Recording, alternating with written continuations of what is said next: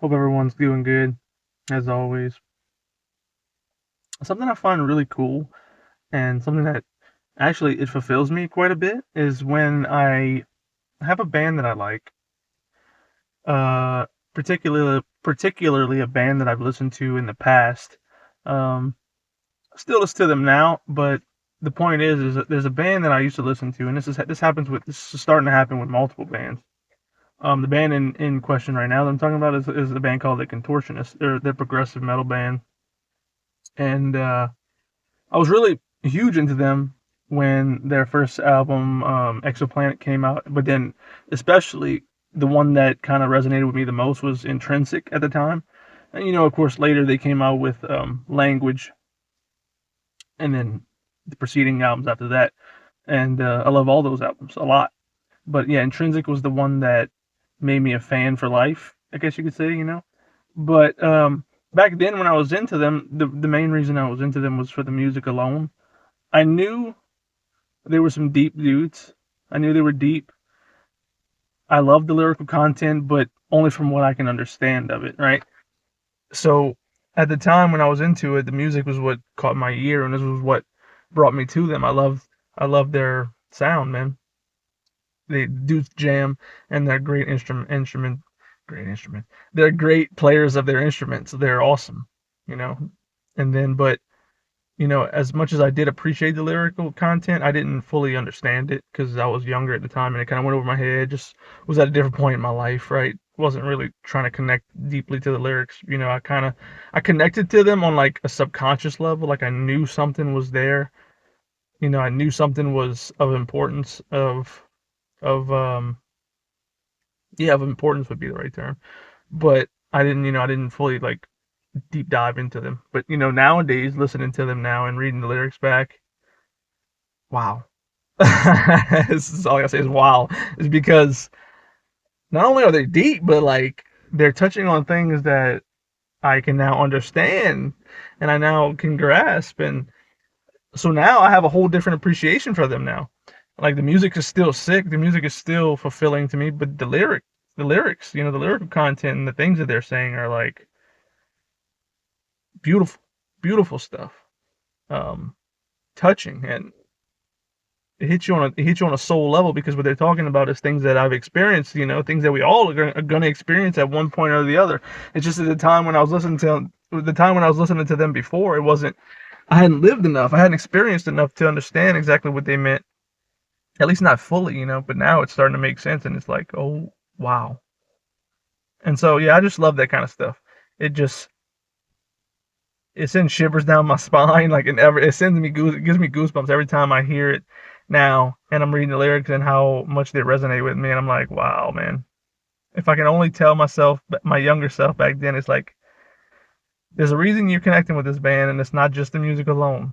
Later in life, when you've experienced some and you've had some understanding of life, you're gonna resonate with these way more, and you're gonna get way more enjoyment from this band as a whole. And I'm finding this with other bands as well, but the Contortionist was the one that I've been experiencing like that now, and so I had to, I want to talk about that because it's so awesome. But that's not what this video was actually going to be about. What I'm actually going to be talking about is, the importance of a spiritual practice, and that can look like many of things for many of people.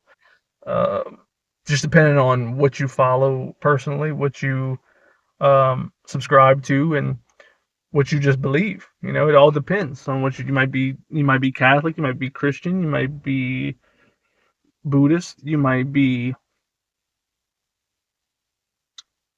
you could be a myriad of different types of things, and they all have their own beliefs. I know many of the Eastern philosophies and stuff kind of coincide and they kind of merge together with a lot of their teachings, but in general, having a spiritual practice, I think, is very important, more important than maybe we might think it is.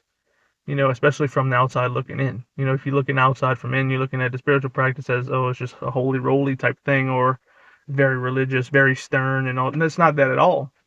When you get into the experience of it, then when you actually start following spiritual practices and you start um, learning about things more, and you start just putting them into practice in your life, and wanting to make a change in your life, wanting to feel better, wanting to live a more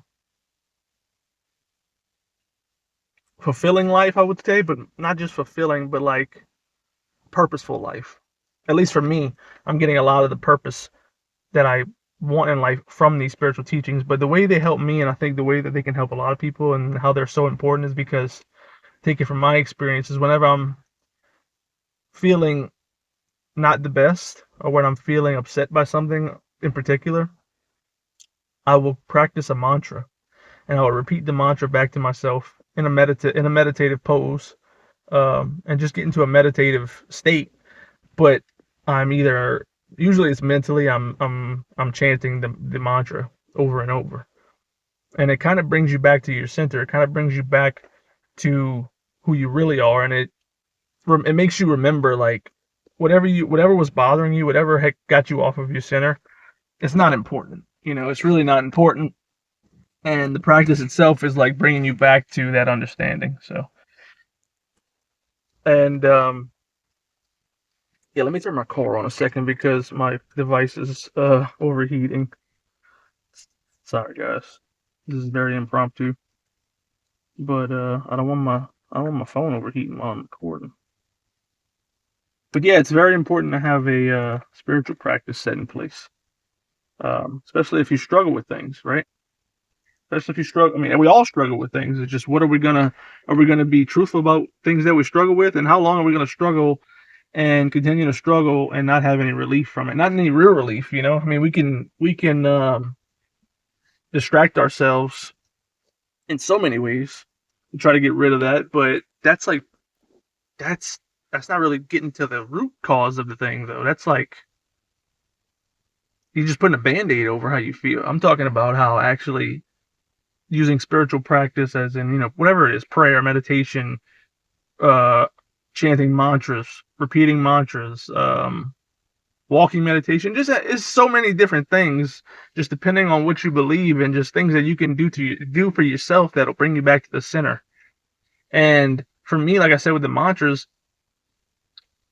these mantras are usually consecrated sounds, and what that means is like higher beings have been saying these for millennia now.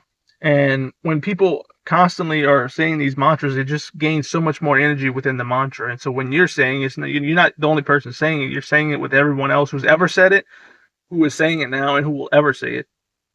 And so you can see how much power and energy that is within the mantra, and how much effect that can have on you. When you practice them. And of course, too, I must preface all this too.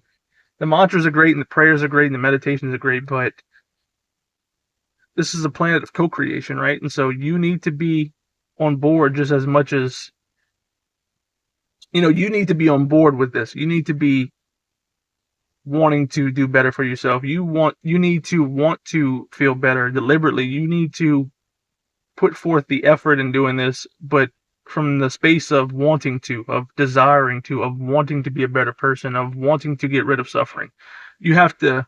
You're one component. The mantra and the prayer and all the other spiritual practices another component, and it's a crucial component as I'm explaining to you now. But it needs both of us. You need us and our willingness to do it, combined with the mantra and the prayer, etc., etc., etc. You know what I mean? I hope you understand that. I hope you can grasp what I'm saying there. Because without us really wanting to do it, we can sit there and repeat a mantra all day. But if we're not feeling it, um, if we're not putting forth it's not really effort, because you're not really putting. I mean, it is an effort on one in one sense, but it's really not an effort. Also, it's like you have to have the want to do it. You have to have the desire to do these spiritual practices and gain wisdom from them, gain relief from the suffering that you're experiencing. You know what I'm saying? And that takes a lot of stuff coming from you. You're the operant power at the end of the day, right? So those things can be used as an aid, a very important and crucial aid, but it needs you as well. It needs you to be the one that is putting forth the I keep wanting to say effort, but the attention. You have to be the person that gives it their all. You can't half-ass it. You can't half-ass it, because you can sit there and do these things half-assed and just expect to repeat these mantras, and then you feel like shit after, and nothing's changed. Nothing's changed is because your mindset going into it was, I'm just going to repeat these mantras and they're going to do all the work for me. But no, you have to do the work as well. You have to be in a devotional state. You have to want to make the change yourself. You have to want to do it yourself. The energy comes from you. The power comes from you. This is like, I wish I had a way to explain how it is, but it's like, it is help. It's helping you, but it's not, it can't do nothing without your say so. You know what I'm saying? Hope you understand that. Hope that makes sense to you. It all comes down to you. But if you go at it and sit down and do it and are fully attentive with it, and you are energetically wanting to get something from this, you want to experience relief from this, it will give you that relief. It will. But you have to put forth the effort. I don't like the effort because it's like a non-effort. You're not efforting anymore. You're learning, when we find out about all these things, these spiritual practices, is like to stop efforting. It's like a non-effort. It's like a non-doing. It's like releasing things that you don't need anymore and just doing nothing, being okay with doing nothing, and bringing yourself back to the center and realizing that everything is okay and everything's going to work out, you know.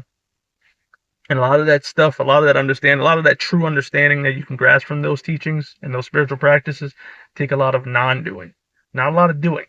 Because if you're trying to do a lot of things, your mind's going to go left and right all the time while you're repeating these mantras, while you're in prayer, while you're in meditation. Your mind is going to always be thinking about, what can I be doing besides this? What can I take action of, instead of just sitting here and being with myself, being with these feelings and loving these feelings. Your mind always wants to take the action route of like, no, sitting here is lazy, but it's not.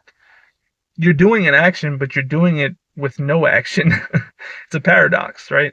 I just hope that makes sense to you. But let me know in the comment section if you have any spiritual practices that you put into place, that you put into practice, that help you every day. I know these help me a lot because I can be in a certain headspace and I'll repeat the mantras. I'll return to my spiritual practice, and 10-15 minutes after I've been doing them, I come out back fresh again. Like the things that I was mad at, the person that I was upset with, I'm in forgiveness of them now.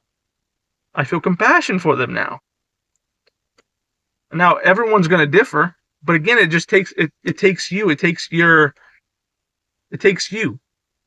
You really need to desire to want these things, or else it's for naught. It's all for naught. But if you have that want to, and you have that desire to get things moving in the right way and to actually change things for the better, then these spiritual practices are of the utmost importance. And so, yeah, again, just let me in the comment section. Let me know, what kind of spiritual practices do you practice? What kind of stuff are you into?